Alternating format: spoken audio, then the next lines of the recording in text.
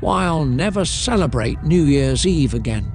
I've spent the last 3 days trying to make sense of what happened on New Year's Eve 2023. My hands still shake as I type this, but I need to warn others. Time might be running out. It started when my best friend Myuu invited me to her family's cabin in the Adirondacks for New Year's. I'd been feeling lonely after my recent breakup, so a weekend away from the city seemed perfect. Myuu's family had owned the cabin for generations, and she described it as a cozy retreat nestled deep in the woods, about 3 hours from Manhattan. The drive up was uneventful. Myuu's GPS took us along winding mountain roads as the December sun set early behind thick clouds. The forecast predicted heavy snow, but we weren't worried. The cabin had emergency supplies and a generator. Looking back, I wish we'd paid more attention to the strange static interrupting the radio, or how Myuu's usually reliable phone kept losing signal in areas where it shouldn't have. We arrived around 6 p.m. The cabin was exactly as Myuu described, 2 stories of weathered wood and stone, with smoke already rising from the chimney. Her parents had driven up earlier to prepare everything. The surrounding forest was dense, old-growth pine and maple, their branches heavy with fresh snow. In the fading light, the trees seemed to lean toward the cabin, as if drawn to its warmth. Myuu's parents, Robert and Linda, greeted us warmly. They were experienced cabin-goers who'd been celebrating New Year's here since before Myuu was born. Also present were Myuu's younger brother Kevin and his girlfriend Sarah. 6 people total, a perfect small gathering. The first strange thing I noticed was the clock on the cabin wall. It was an antique grandfather clock, ornately carved with images of forest animals. But something about the carvings seemed off. The animals' expressions were wrong, too human, almost pleading. I tried to point this out to Myuu, but she laughed it off, saying the clock had always been creepy. We spent the early evening preparing dinner and drinking wine. Linda had made her famous beef stew, and the cabin filled with delicious aromas. Around 8 p.m., Robert went to add more firewood and returned looking puzzled. He said the wood pile seemed smaller than what he'd stacked that morning, though he admitted he might have miscounted. At 9 p.m., the grandfather clock chimed 9 deep, resonant bongs that seemed to make the cabin's windows vibrate. Kevin mentioned that he'd never heard it chime before, despite spending countless weekends here.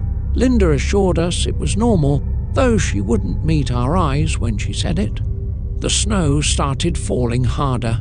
Through the windows, we could see only white, as if the cabin existed in a void. The wind picked up, moaning through the trees like a distant choir.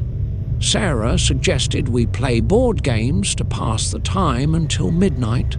We agreed, though I noticed everyone kept glancing at the grandfather clock. At 10 p.m., the power went out. Robert immediately went to start the generator, while Linda lit candles.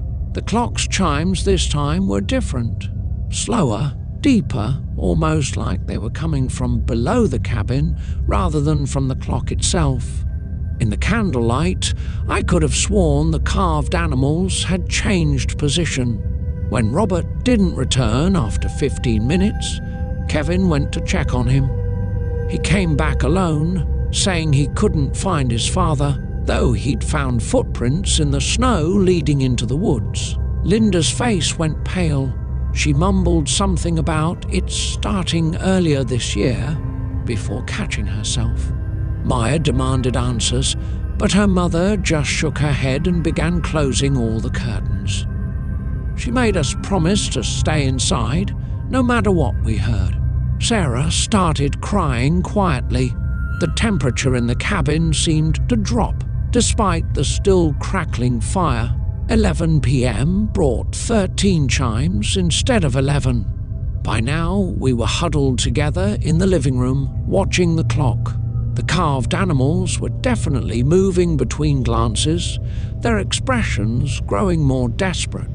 Linda had locked herself in the master bedroom, ignoring our pleas for explanation. Through the curtains, we could see shadows moving in the snow, tall, elongated shapes that shouldn't have been possible. They seemed to dance around the cabin, accompanied by what sounded like singing in a language none of us recognized. Kevin tried calling emergency services, but his phone only produced that same strange static we'd heard in the car. At 11:30 p.m., we heard Robert's voice outside, calling for help. Kevin rushed to the door before Myuu could stop him. The moment he opened it, the scene stopped. The shadows froze. Kevin took one step onto the porch, then another. He turned back to us, confused, then his body went rigid.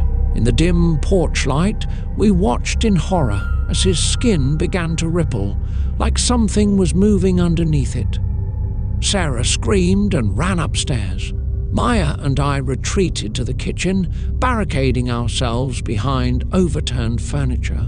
The grandfather clock's ticking grew louder, filling the cabin with its rhythmic pulse. Through the kitchen window, I could see Kevin's silhouette joining the shadow dancers in the snow.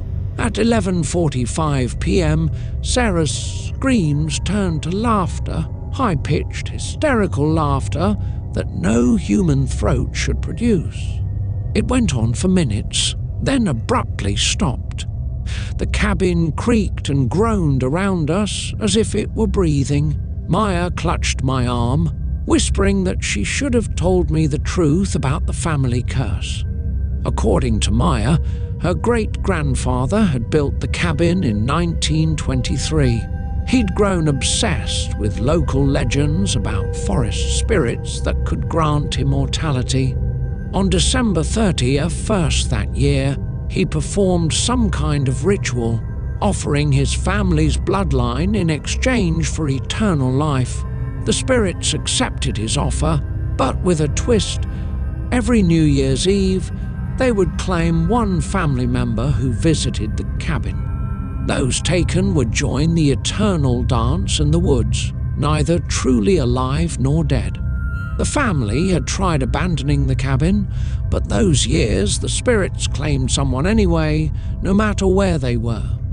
At least at the cabin, they reasoned, they could ensure no outsiders were caught in the curse. Until now. Myuu apologized for bringing me, saying she'd hoped having an outsider present might somehow break the cycle. At 11:55 p.m., Linda emerged from the bedroom. Her movements were jerky, puppet-like. She descended the stairs, singing the same strange language we'd heard outside.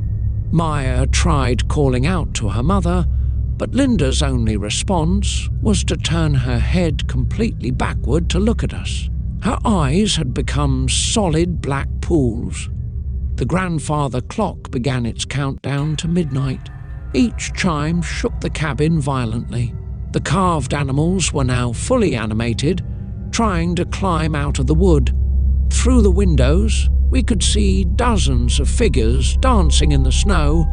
Robert, Kevin, Sarah, and countless others, their bodies distorted and elongated. Myuu grabbed my hand and pulled me toward the back door. She said she knew a way to end the curse, but it would require sacrificing herself willingly before midnight.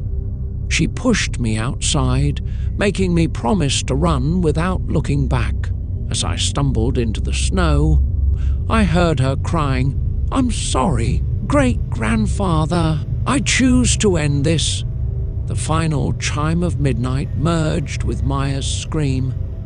The sound seemed to last forever, building to an impossible crescendo before suddenly stopping. The silence that followed was absolute. When I finally turned around, The cabin was gone. In its place was an ancient clearing, surrounded by trees that seemed to have grown there for centuries. I wandered through the snow for hours before finding the road. A passing plough truck driver picked me up, confused by my presence so deep in the woods. He said there hadn't been any cabins in that area since the Great Forest Fire of 1924. I've spent every day since then researching Myuu's family history. The records show that her great-grandfather did build a cabin in 1923. In 1924, he and his entire family disappeared after reportedly going there for New Year's Eve. The cabin burned down that same year, taking any evidence with it. But that's not why I'm sharing this story. I'm sharing it because last night I received a text message from Myuu's number. It contained only an image, the grandfather clock, its carved animals arranged in a new pattern. When I look closely at the carvings, I can make out 6 figures: Robert, Linda, Kevin, Sarah, Myuu, and me. The clock is counting down to something, and I know with terrible certainty that next New Year's Eve I'll feel an irresistible pull to return to those woods, to join the eternal dance, to become part of the curse that Myuu tried to end. If you're ever invited to a cabin in the Adirondacks for New Year's Eve, look carefully at any old clocks. And if you see carved animals whose eyes seem to follow you, run. Run as far as you can, because once the clock starts chiming, it's already too late. I can hear ticking now, growing louder each day.